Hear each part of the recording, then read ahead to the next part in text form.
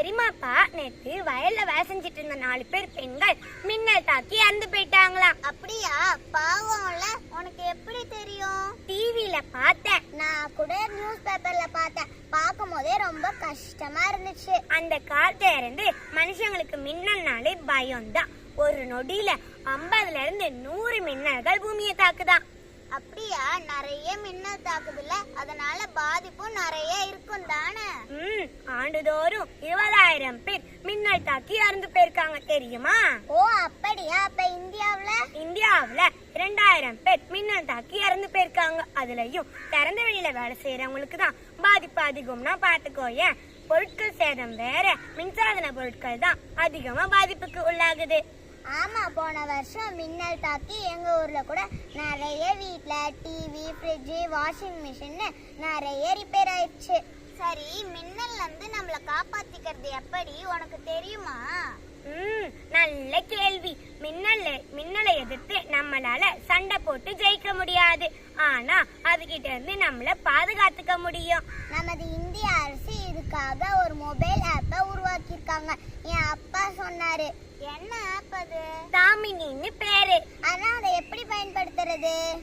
ரொம்ப simple. Play ஸ்டோர்ல இருக்கு, டவுன்லோட் பண்ணா போதும். நீங்க வெளியே வேலை செஞ்சுட்டு இருக்கீங்களா, இல்ல வெளியே போல வேலை இருக்கா, திறந்த வெளியில வேலை செஞ்சுக்கிட்டு இருக்கீங்களா, மின்னல் வர சூழ்நிலை இருக்கா, உடனே தாமினிக்குள்ள போங்க. நீங்க இருக்கிற இடத்தை சுத்தி 2 வட்டம் போடும். இன்ட்ரெஸ்டிங்கா இருக்கே. அப்புறம் வட்டம் சிவப்பு நிறத்துல இருந்தா ஆபத்து. 7 நிமிஷத்துல மின்னல் தாக்கிறதுக்கு வாய்ப்பு இருக்கு. அது ரெட் அலர்ட். கரெக்டா? சரியா சொன்ன. அதுவே மஞ்சள் நிறத்துல இருந்தா 14 நிமிஷத்துல மின்னல் வரத்துக்கு வாய்ப்பு இருக்கு. இது எல்லோ அலர்ட். கரெக்டா? சரியா சொன்ன. அதுவே நீல நிறத்துல இருந்தா 20 நிமிஷத்துல மின்னல் தாக்கும். அப்படி பச்சை நிறத்துல இருந்தா மின்னலே இல்ல. நோ லைட்டிங் இன் யுவர் ஏரியான்னு ஒரு தகவல் வரும். இது ஹிந்தி, இங்கிலீஷ்ல மட்டும்தான் இது இருக்குமா?